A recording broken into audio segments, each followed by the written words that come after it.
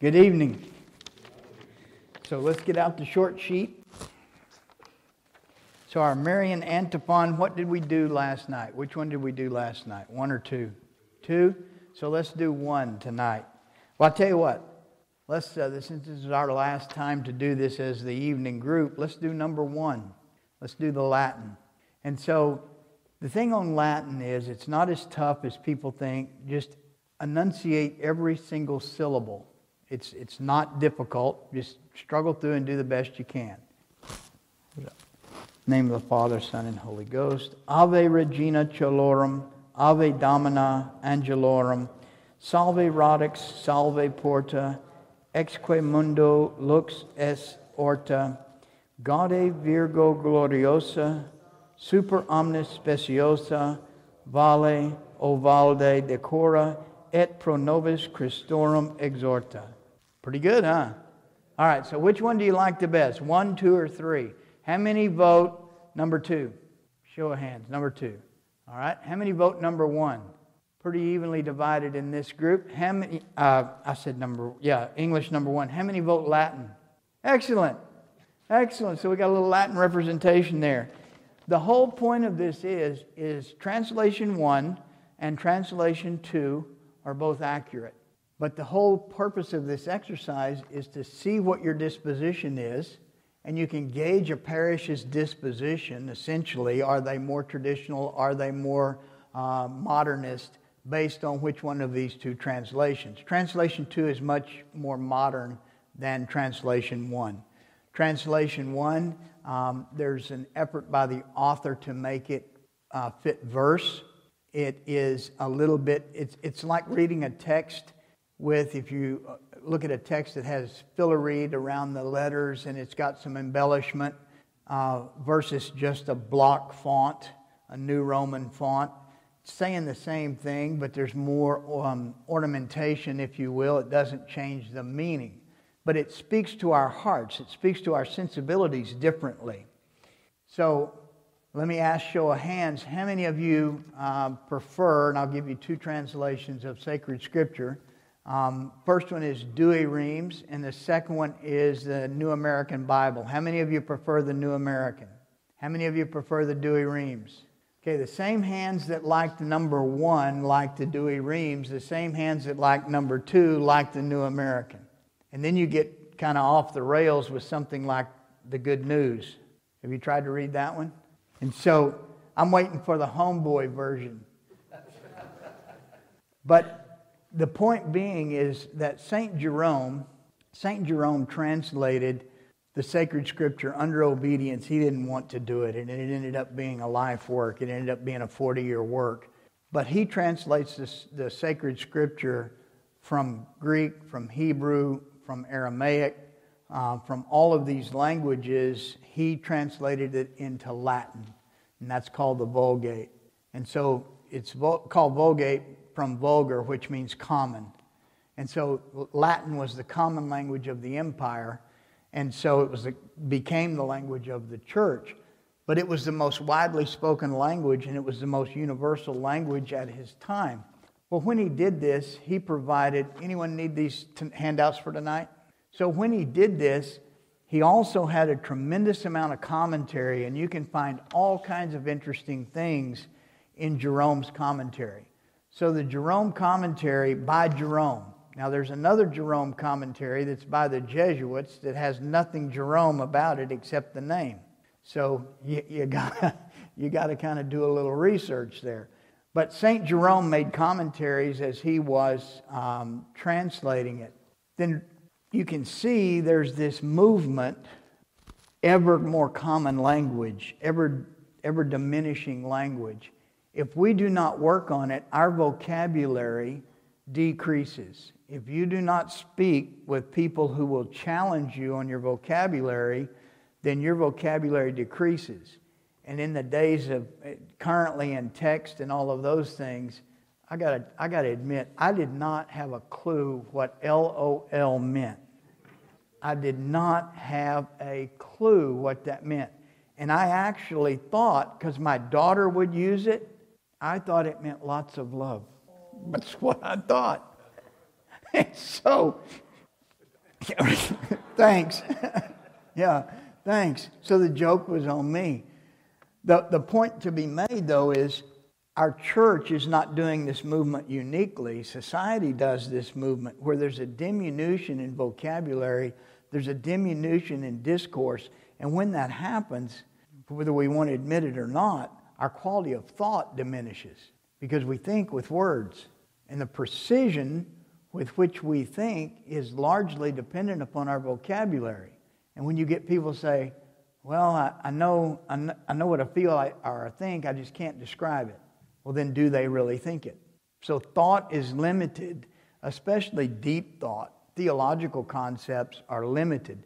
So at the beginning of this week, we said that we were going to define grace for this discussion as the medium of communication between creature and creator.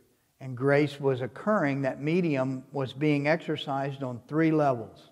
Actual grace, which is the grace, the communication between creature and creator. Number two is the grace which flows through the sacrament, which involves subjecting ourselves to the authority of the church. And then the third level is sanctifying grace, which makes us pleasing to the Holy Spirit. So we talked about those three levels. That's not the definitive definition of grace. Grace is used by so many different saints and so many different authors in so many different ways.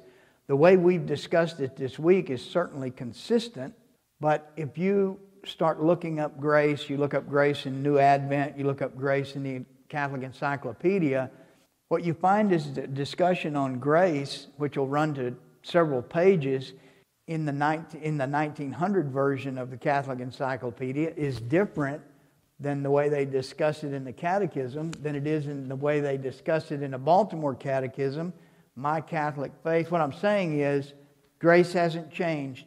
It's just the way we talk about it, the way we think about it. Our faith hasn't changed. It's the way we think about it and the way we talk about it. I'll give you a good example. I was asked to prepare a talk on the four last things. And so as I did the research on that, I found something very interesting. And this was the first time that I really got into this particular phenomenon, but test it and see. Things written about the four last things before the deformation. Some people call that the Reformation. But before the deformation, it's a tough crowd. So there was a conflict in our country in 1860, and it was called the War of Northern Aggression. Okay, good. I've got a few nods. So the way we talk about things very much colors and finds the disposition. And so prior to the deformation, commonly known as the Reformation or Reformation, prior to that, we proclaimed our faith. We didn't apologize for it. We didn't defend it. We proclaimed it. And it's amazing how the quality of discourse on a particular subject changed when we thought we had to justify or we had to apologize or we had to convince. The faith is never more powerful than when it is proclaimed. Classic example is once Peter receives the Holy Spirit at Pentecost, he does not go into an apologetics discussion with the Sanhedrin or anybody else. He says, the Messiah came, you killed him. So this is spiritual warfare. It's not spiritual negotiation. And our unwillingness to just grab the gator and pull him in the boat and deal with it, this is to our detriment. Now, what does that look like in real terms? What it looks like in real terms is we've allowed homosexuality to come into the church. We've allowed all of these deviant things to come into the church, not limited to homosexuality, but you watch a trajectory. Do you remember what happened in the 60s when they did no-fault divorce? What did we say? Nothing. Now, sometimes silence is the right answer. There's other times when it's not. And so what happened was then divorce for the Catholic started to precede annulment. This is a key shift. Prior to 1970, if a Catholic was going to get divorced, they had to receive the annulment first. You guys remember that? And this spoke to the rarity of dissolving the marital bond. After 1970, in an effort to be copacetic with the society, we started mirroring societies where the divorce could precede the annulment. This is a major thing. Because the integrity of marriage is attacked directly, and now we see ourselves brought into a no-fault scenario, and we see ourselves brought into a situation where a Catholic could have a divorce, but not an annulment. Prior to 1970, this was not possible, because if you were Catholic, the annulment had to precede the divorce. Do you see what a monumental shift this is? So still on the books, canon law is you cannot ordain, nor should he even be considered for the priesthood, a man who is homosexual. It doesn't say who has homosexual tendencies but who has never acted out. It doesn't say that. Do you see the difference? So it's not a slippery slope. It's a cliff. And we ran off of it. It's like running off the end of the table. And so with regard to this, when the integrity of marriage started to erode, everything else started to erode with it. Everything else started to erode. And then homosexuality started to come into the norm, or be forced upon us as a norm. We saw it in television, we saw it in movies, and we said things like, as long as they're not bothering me. Remember that? All of us said that, and all of us are to blame. Because then it starts to creep into public education, they're indoctrinating children, all of these things are becoming the norm. Do you know what comes next? Self-mutilation, or the mutilation of children. It is against the law in all 50 states for a child under the age of 18 to get a tattoo. But in 20 states, they can mutilate their body without your consent. Do you see how absolutely ridiculous this is? Evil militates to absurdity. And so, we're to there. Do you know what comes after that? You remember those old stories? And then. What comes after that? What comes next is pedophilia. The legalization of pedophilia. Do you have any idea how close we are to that right now? We're right there. It's just right on the other side of that door. Then you know what comes after that? Cannibalism. That is what has always followed this projection. Are you aware that there are movie stars who drink each other's blood? We're there. So it's going to be harder and harder to be Catholic. It's going to be harder and harder to be Catholic. It's going to become impossible very soon to disappear into society. Thanks be to God. Thanks be to God, because the middle is falling away, and you're on either extreme. And so, if you go to your handout, this is the faculties of the human person. This is the way St. Thomas describes the faculties of the human person, or the attributes of the human person. Now, this diagram is extremely busy, and so I want to work through just a few sections of it. Let's go to the left. And at the far left, you see the Catholic with an arrow pointed down, and you see the pagan with an arrow pointed up. Everybody see that? So what that means is, rightly ordered, the faculties in descending order are intellect, will, memory, emotion, appetite, or desires, and instinct.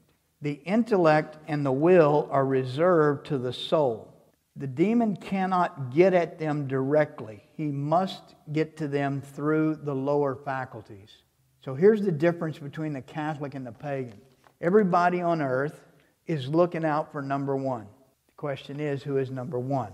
For the pagan, he's number one. For the Catholic, God is number one.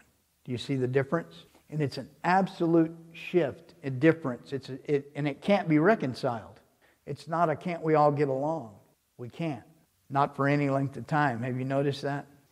And so, the reason that the demon can be present to us, you look in this shaded area, the demon access in the shaded area, in that triangle. So, he can be present to us in these lower faculties. Why? The demon has demanded to sift us like wheat, and he's been given that privilege, just like in Job. And there are rules of engagement. He may afflict us in our flesh, but he may not kill us. And so in the flesh means that anything that has a flesh component, any of our faculties that have a flesh component, he can be directly present to. So it means he can be directly present to your memory. Another point to make here is he can't be present without there being some psychological compatibility. There has to be something on which we agree. How many of you guys have the sibling or know somebody who tells a totally different childhood than what you experienced and you guys grew up together? All of us. So why is his memory functionally different than yours? Each time we retrieve the memory, think of a memory as a filing system. Each time we retrieve that memory, we retrieve it with a certain disposition. Is it a negative disposition? Is it a disposition where we're going to focus on what happened to me in that? Am I going to be the center point? Or is it going to be, every time it's accessed, thanksgiving to God? Also to realize that the memory and emotion interface is extremely important. It's sensory driven. And so we have an accompanying or a correlating emotion with a memory. Prove the point. Close your eyes. Think of your 15-year-old self. Just pull any file from when you were 15. Got it? All right. Now put it back. Open your eyes. Can you separate the memory from the emotion? It's almost impossible. It is almost impossible. Now, rightly ordered, it brings you to a fond memory. For instance, I can smell an apple pie, and I am 12 years old in my grandmother's kitchen. I can tell you about the red and white tablecloth. I can tell you the pots and pans that hung over the stove. I can tell you everything about that kitchen. And then there's a whole other flood of memories that come. Do you see how everything is cross-referenced? Now, if I've got a negative connotation, then that memory is going to be totally different. We are also geographically driven, and we are anniversary driven. Because our memories, if things happen at a certain time of the year, then we will associate those. So you go through these cycles. The demon knows that. If he knows you, he knows that. Especially if you have a relationship. So you're going to be driven to those particular memories. He's wanting to elicit an emotional response that is inconsistent with your intellect. And then the fight is over whether you will to engage in that negative emotion or you rise above it and make that memory conform to Christ. Do you see how the fight works? And so when we bring something up into our memory and it's not ordered to the right, to the intellect, to the absolute truths of the intellect, now you're at a point of discussion with the demon. Now you're at a Eve and the serpent moment. What's a good example? Let's suppose you have a painful memory of something where you took offense that this happened to you. How could God allow it? Well, you know in your intellect, we talked about this before, what is God's will? Union. What is God? Love. You know these things to be absolutely true, but if you've got a negative memory where you're blaming God, do you see how these are inconsistent? So what are you going to do in your will? Are you going to go down into those lower faculties where the demon can have his way with you? Or are you going to say, I refuse to think this way? I'm going to forgive the person again and again and again and again. 70 times 7. Is this making sense the way you see the faculties? All right, so let's go deeper into these faculties so that the demon can be present, and especially in that a memory and emotion interface. What is the purification for this? The holy sacrifice of the Mass. The demon traffics foremost in the senses and in the emotion. So you got 5 senses. What he's seeking to do is tie a sin or a negative memory to all 5 senses. The Mass has something to purify all 5 senses. Sights, smells, sounds, body posture, all of these things. You ever think of it that way? So whenever you're feeling a certain way, think, where is it in the Mass that I'm seeing Christ's conformity to God's will? I'm seeing Mary's conformity to God's will. I'm seeing the church perpetuate the holy sacrifice of the Mass. And so you should be able to reorder your faculties every Mass, if not just in a moment of reflection. So speaking about reflection, this is a shameless commercial plug. You can go to www.montecristo.net, MONTECHRISTO.net. And there's a bunch of resources there, but you can also email or sign up for Reclamation Theology.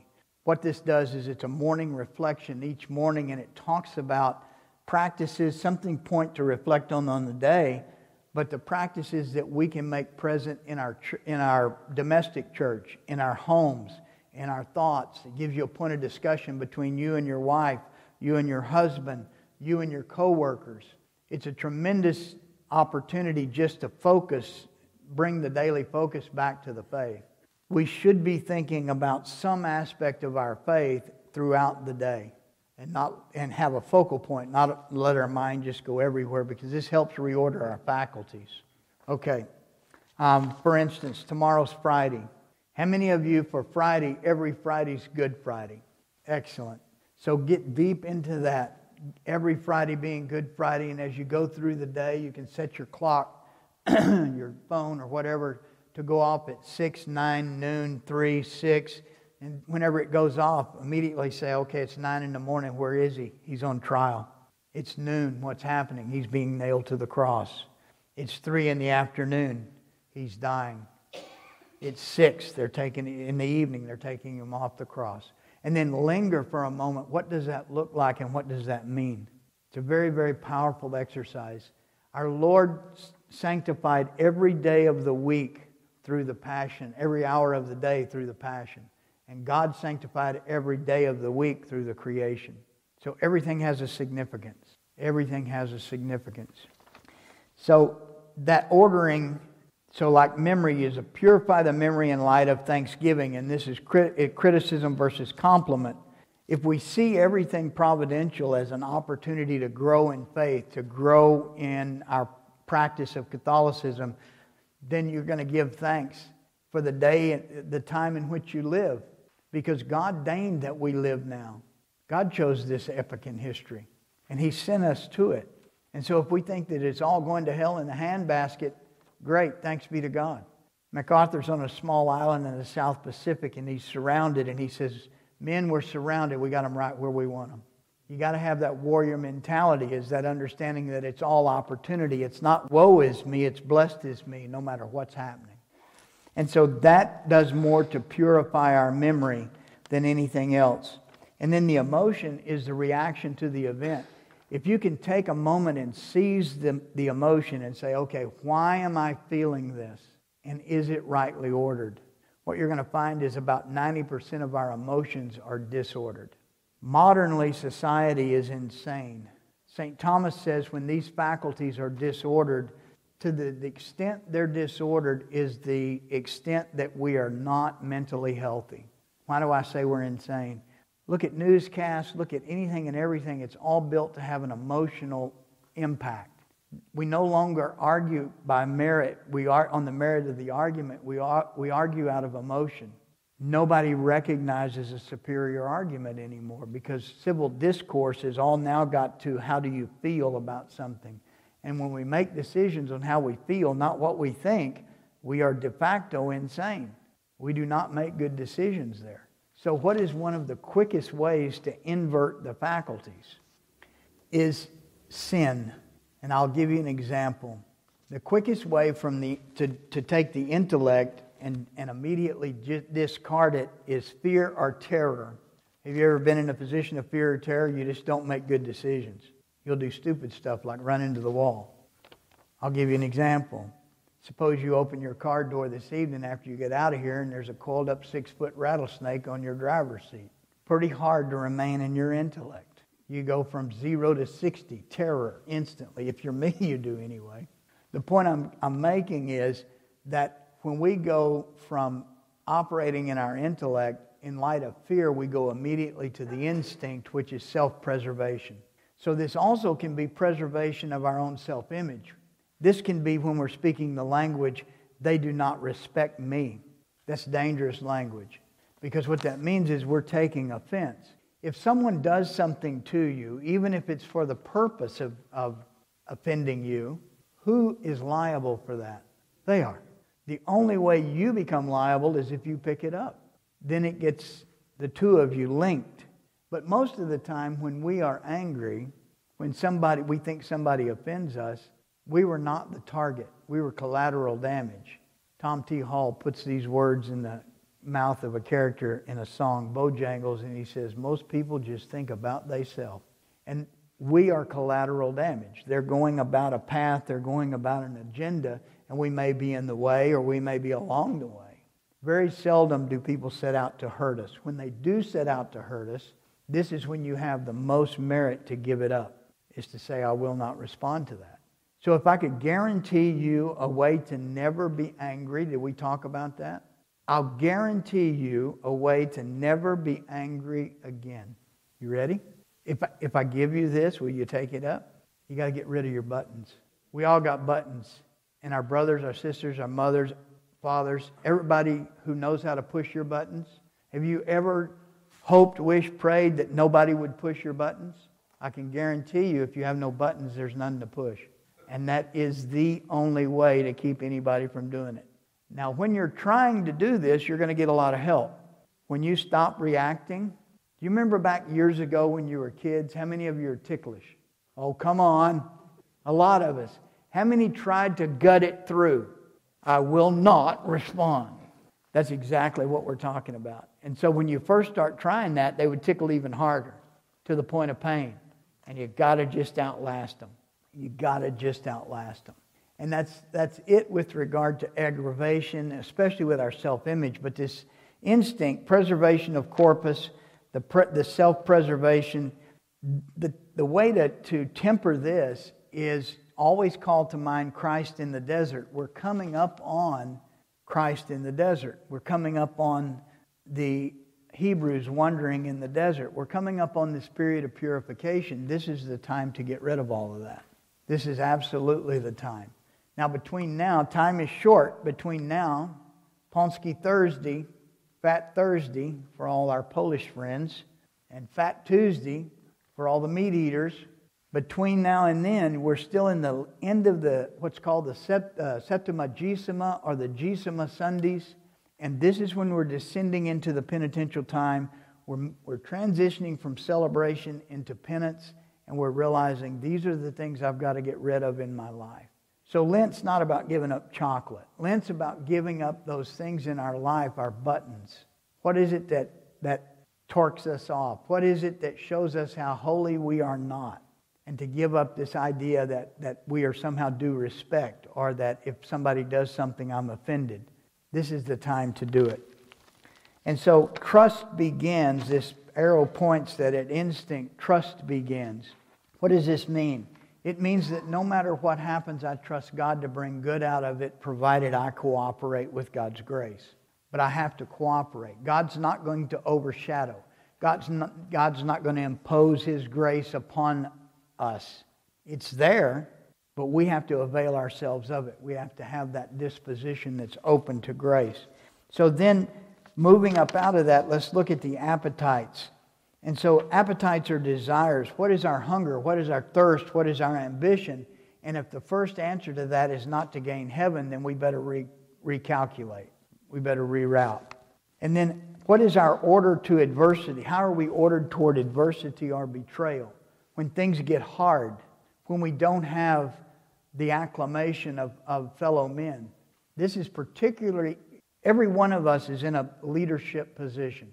Every one of us is in a position of sovereignty for varying numbers of souls. And if we're not in a direct position, we're in an auxiliary position. But every one of us has responsibility for souls.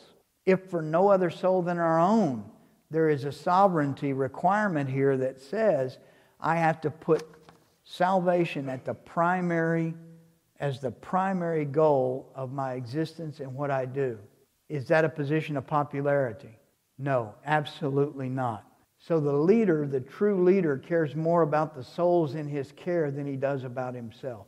That's the mark of leadership, is that he cares more about the souls in his care than he does about himself, meaning he seeks the affirmation of God, not the affirmation of men.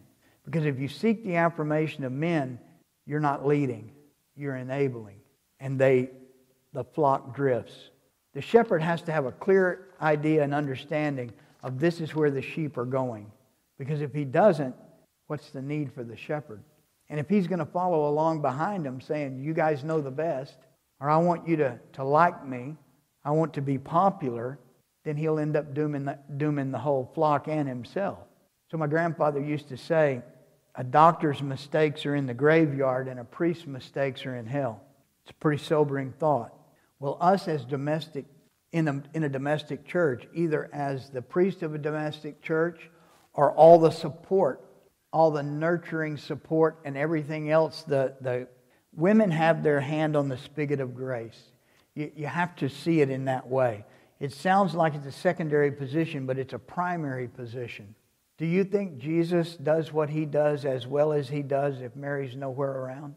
Do you think she was at the foot of the cross saying, straighten up, quit slouching? At Cana, did she say they could use a nice little rosé? No. She simply makes the need known and then leaves it up to him. So this interaction, if you want to know how men and women are supposed to act in the economy of salvation, look at Jesus and Mary. The point is that in our appetites and our desires, this is where we can get pulled out of our right lane. We can have desires that are beyond our power. So our desire, St. Thomas in fact says that a human, your desire is greater than your power. So we may have a desire that the Pope not act the way he acts. That's an inordinate desire because we have no way to affect it. Do you see what I mean? What we have 100% effect on is how am I going to react to this man who's struggling in this office? Do you see the difference? Those are the things that we can affect. But what the demon wants to do is if he can't stop you from praying, he just wants to misdirect you by about 2 degrees and pray for things that you have no possibility of affecting and that bring you constant angst and worry. If we stay in our lane, if our desires are ordered to our station in life and our vocation, then the power of that prayer becomes huge. And I'll guarantee you that a mature marriage that is praying together and have the exact same intention, that's unstoppable. That is very formidable to the adversary. So emotion, you look at the reaction to the event. So anytime there's an event and you look at it, you're thinking, okay, what is it in me? What's moving in me, and is it rightly ordered?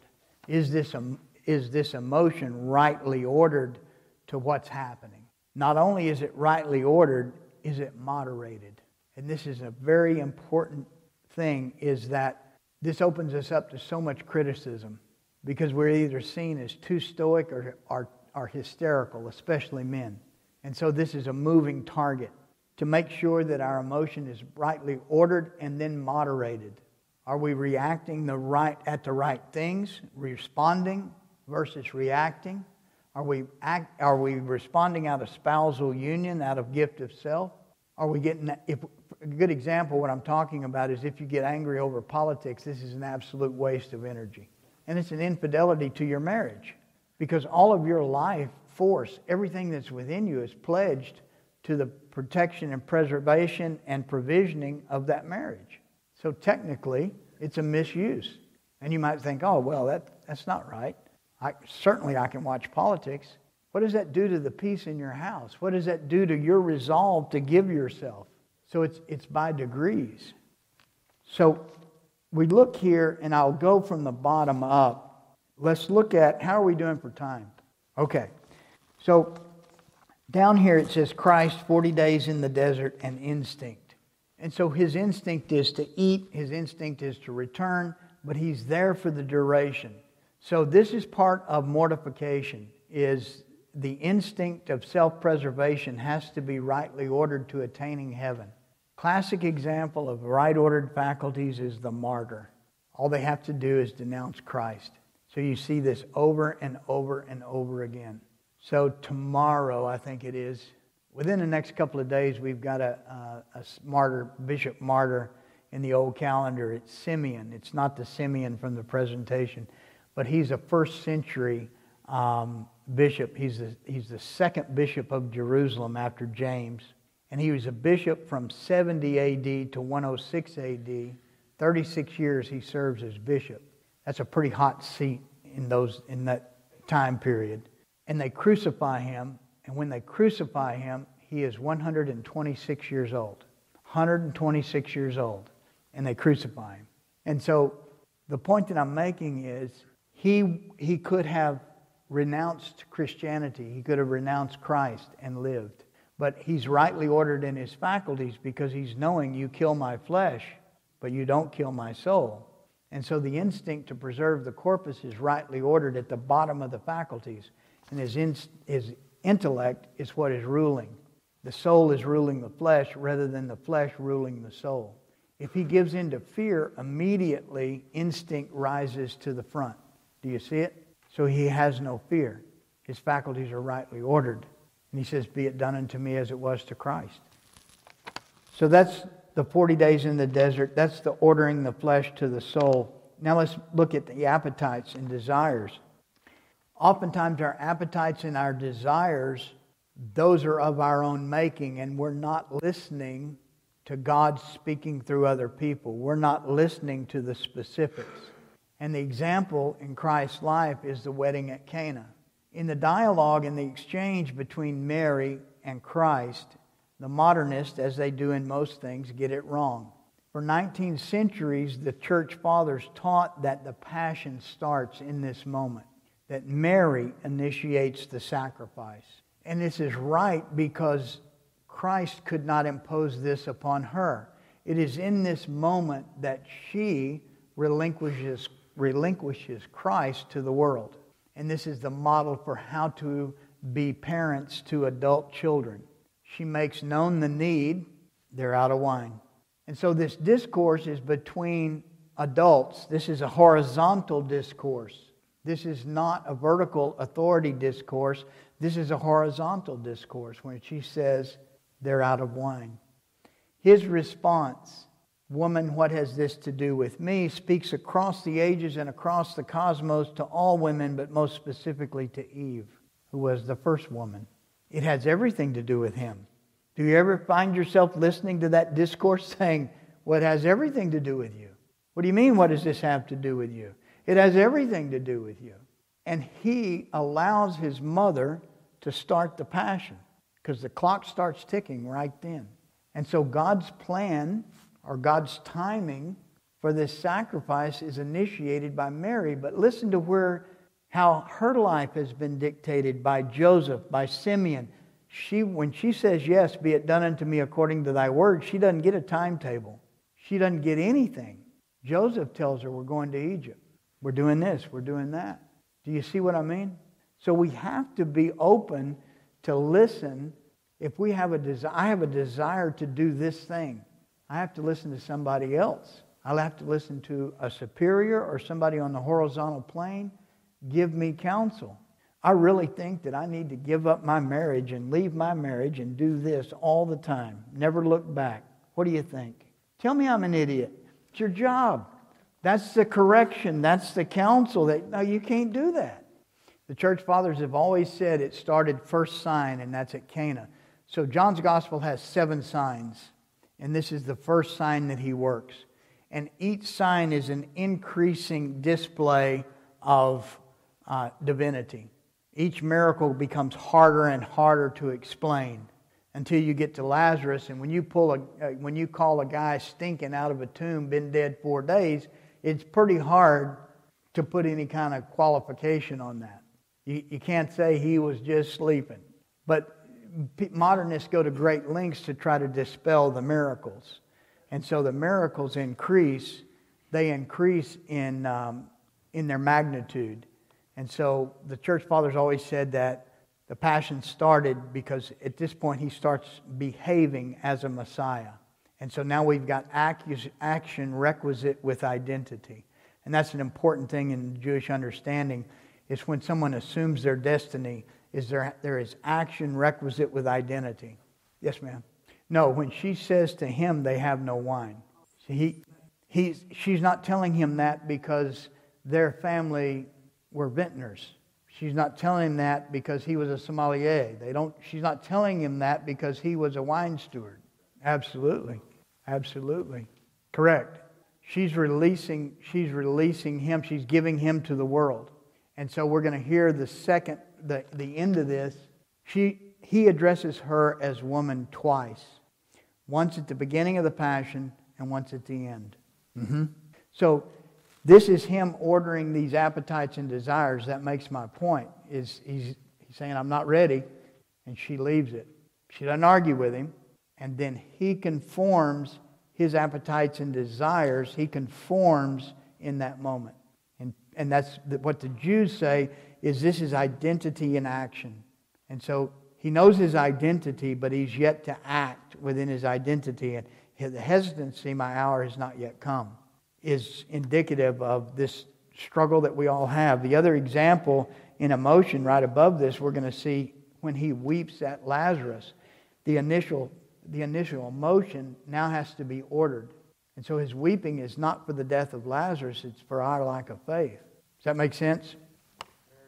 There's a couple of assumptions there that I want us to be aware of. So number one, absolutely hypothetical. For what would he refuse her? If it's inconsistent with God's will.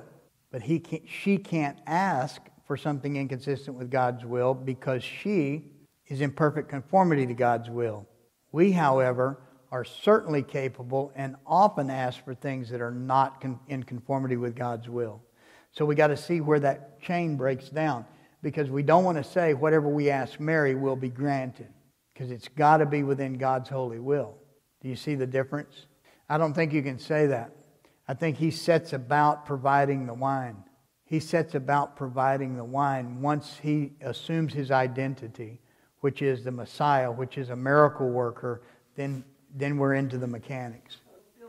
Correct. He honors the intercession, and in the way he always does, with an overabundance. It's never just enough. There's an overabundance. Correct. She did not say, they're getting low, this might not go well. Some people can see that. I think that it's more, Tertullian wrote on the blood quite a bit. And what he says at Cana is the water becomes the blood of sacrifice. And so he always is drawing us back to wine as being indicative of the blood, because that's what we're using in the holy sacrifice of the Mass. And so he's always wanting to draw that correlation.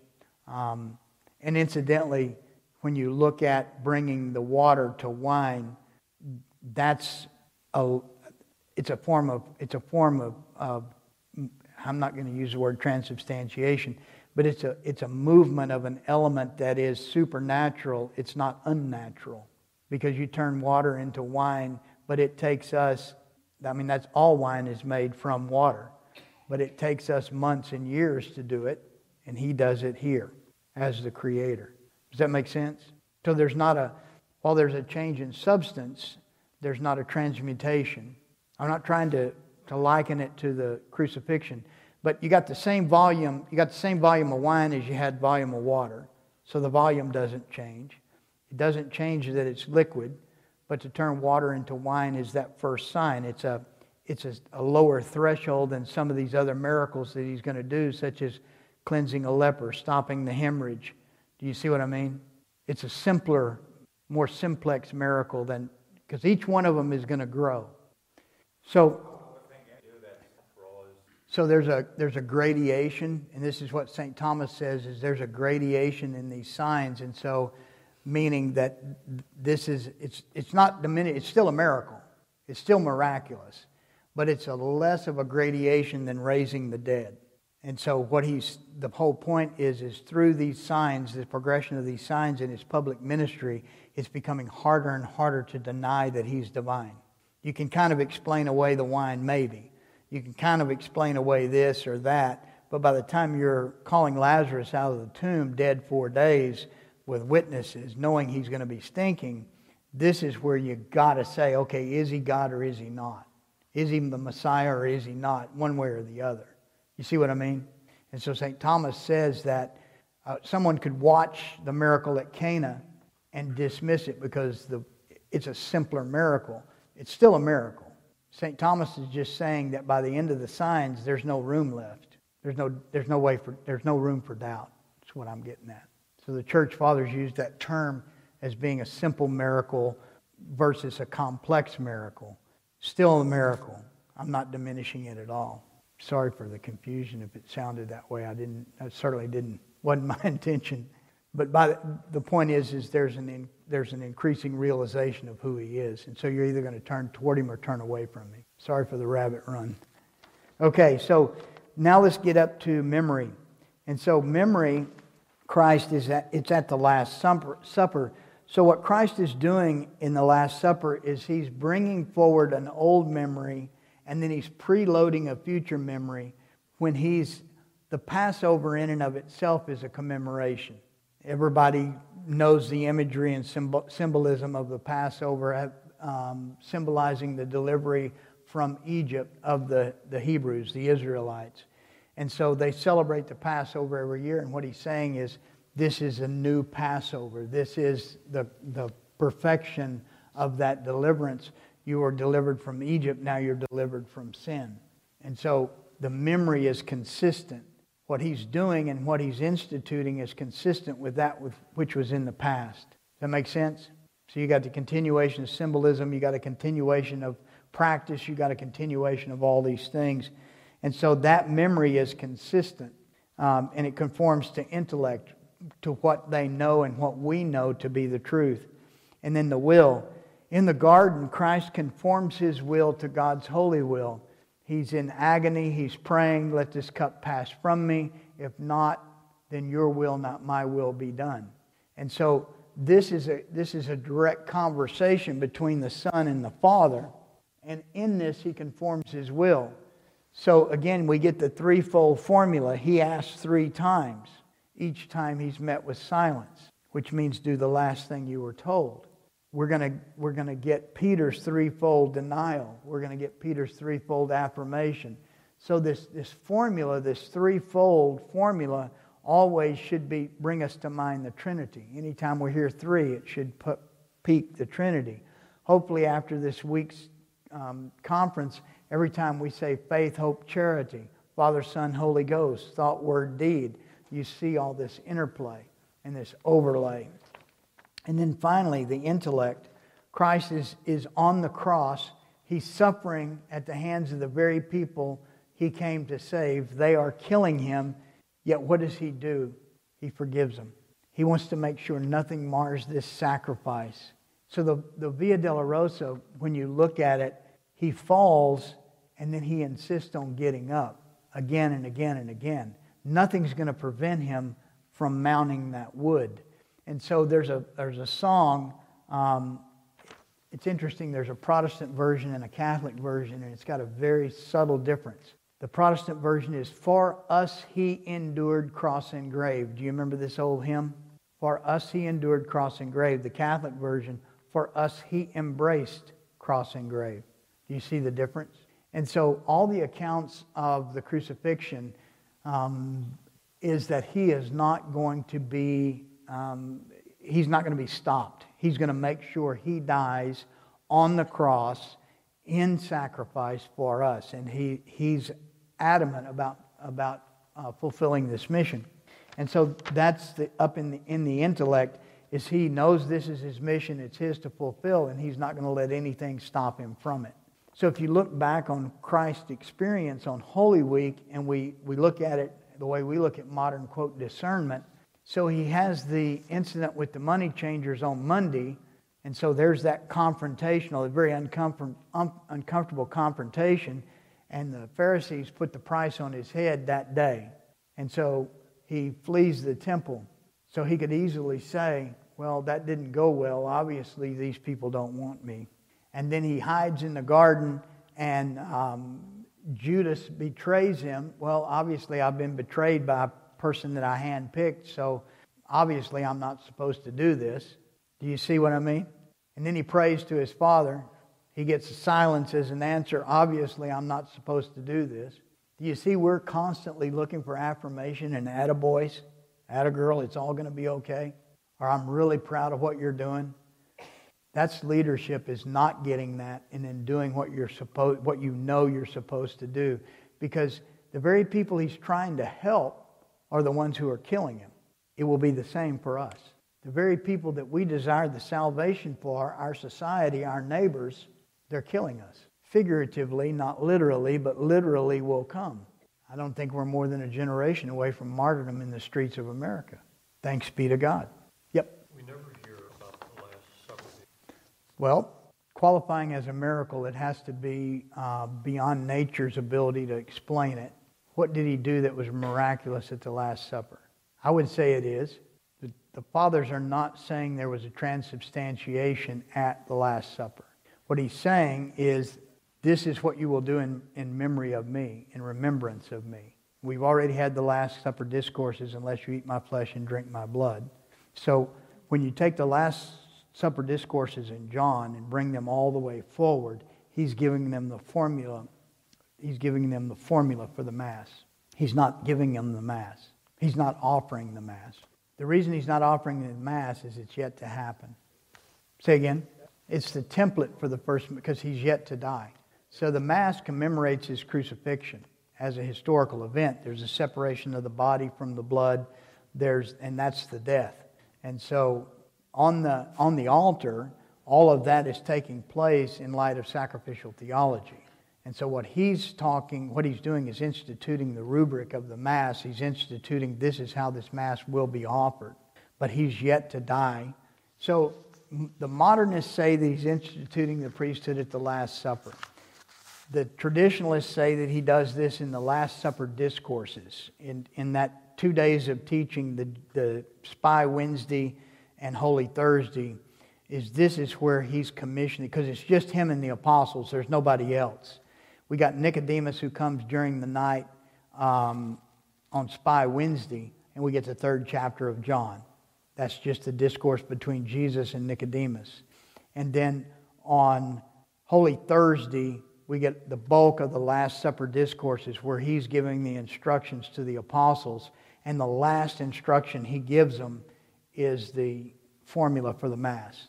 But you see that as the last part of that instruction.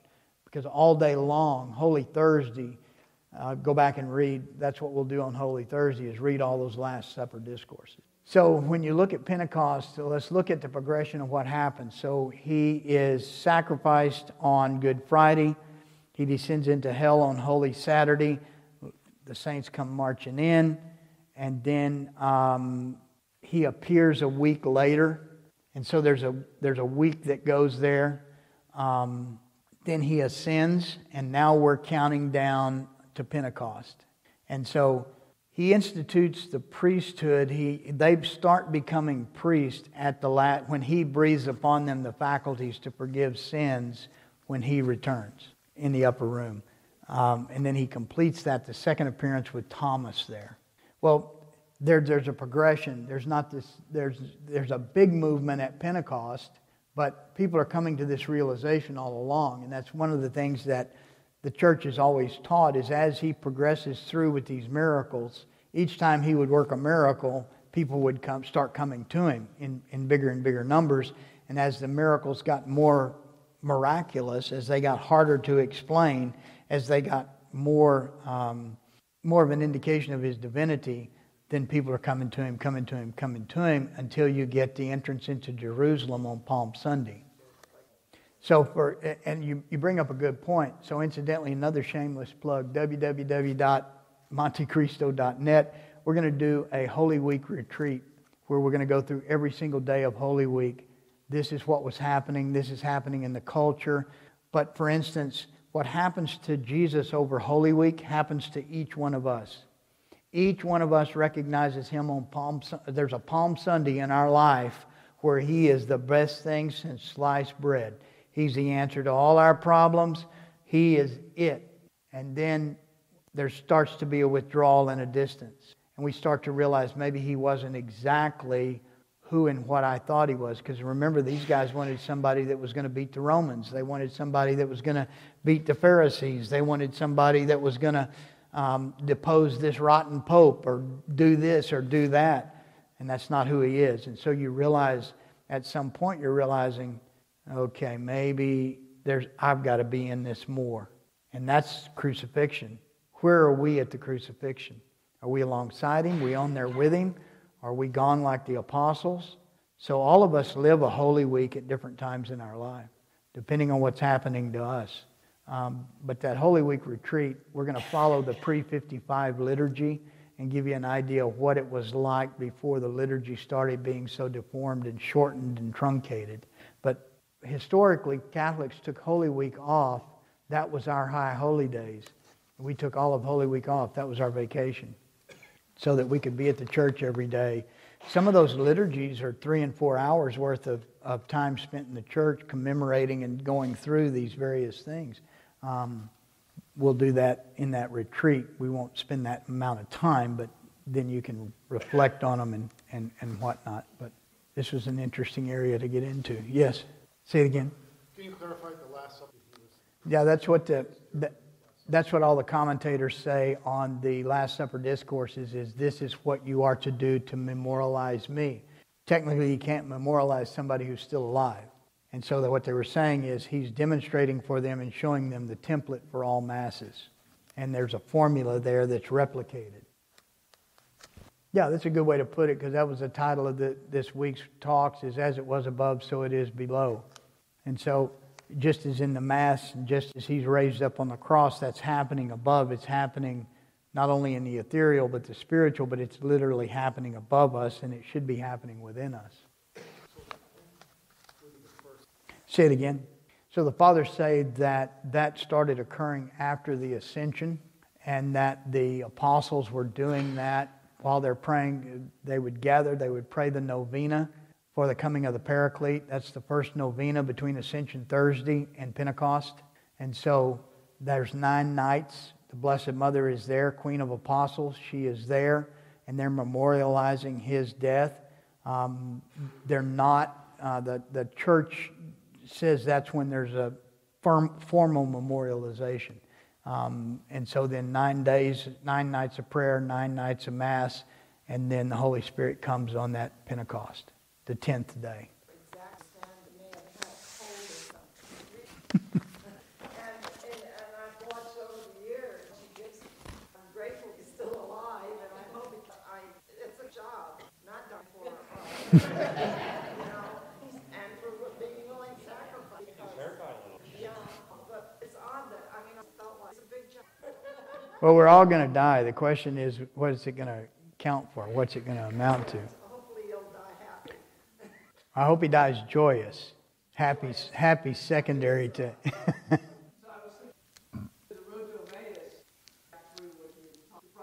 Right, and yeah, that's true. And the thing is when it says, and they recognized him in the breaking of the bread. So at the Last Supper, when you read that closely, there's a portion of that where there's a large crowd in that upper room. And then after the Passover, the crowd leaves and it's just him and the apostles. And that's when he, after supper, again he took the bread, again he took the wine. And so there's 4 cups in the Passover. And so when you read through it, the 4th cup is the cup he'll drink on Friday, on Good Friday. But there's this progression of cups. There's this progression through the Passover meal. And so if you read it in light of that, it gives you some insight. Because it's the second supper where it's just he and the apostles. The first supper was probably the guys on the road to Emmaus were probably in that group. But they don't recognize him in the glorified body. They don't recognize him. How are we doing for time? Okay. So a couple of comments, and then we'll open it back up for questions. What I wanted to get to, the way you reorder the faculties is through the practice of virtue. Because it is vice that disorders the faculties. Vice is habits which take us away from the good. Virtue are habits which take us toward the good. And there is a very detailed list of the virtues, the 4 cardinal virtues, and the 64 daughters that can be made available. But that's a great parish study. That's a great adult formation, is for Father or someone to take you through the virtues. Because it is through the virtues and the practicing of the virtues that we reorder our faculties, that we reorder ourselves to God. And the virtues have their own language. But in order to cultivate the virtues, we have to learn to speak the language of virtues. We have to be thinking and speaking in those terms so that virtue becomes a primary concern or a primary effort. And the thing I want to tell you about virtues, and then we'll go back to questions, is each virtue is the middle. So it will have an error or a vicious behavior on either side. So for the sake of this discussion, let's talk about humility, which is a daughter of justice. So if humility is the virtue, what are the 2 errors? What are the 2 vices on either side? Pride or arrogance. What's the other one? False humility or self-deprecation. So apathy is a version of sloth, which is a vice against fortitude, the willingness to engage the arduous. but this ability to listen to a behavior or see a behavior and then label it. So we're looking for self-deprecation or false humility, self-condemnation. So anytime you see this, there are two vices which oppose the virtue. One of them will more closely resemble the virtue. So of these two, which one more closely resembles humility? The false humility or the self-deprecation? Someone who's struggling with humility tends to go on a pendulum swing.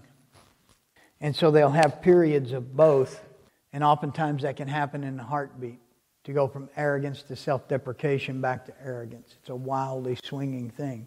So you're looking for that middle, that humility to know exactly who you are. I'll give you a classic example to illustrate the point. The Blessed Mother makes two statements in the Magnificat that if they're made by anyone else, one's arrogant and one's self-deprecating. But they are absolutely true when she makes them, because she's humility, the perfection of humility. What's the statement that could be taken as arrogance? All generations will call me blessed. What's the statement that could be taken as deprecation? The lowly handmaid of the Lord. But these statements are true as to who she is and what her character is. If we were to say all generations will call me blessed, I kind of doubt it. Does that make sense? So that's the last comment I want to leave you with regard to the virtues, but it's through the virtues that we reorder our faculties. And so I would ask you to suggest you become acquainted with the virtues. I'll also give you an excellent resource. There's a book called Character Building by David Isaacs. He's a Catholic, but this book is not written as a Catholic book. It's written as a book for school teachers and people who are forming children. And you can tell he's Catholic because he uses Catholic terminology, but it's getting some good reviews and usage in secular teaching. But what it does is it shows you that there is a sequential order and age when children should be exposed to and encouraged in cultivating certain virtues, and one builds upon another. So it's a really good resource for young children, or for anyone that's dealing with young children or grandchildren. So Character Building by David Isaacs. So, see you in the morning.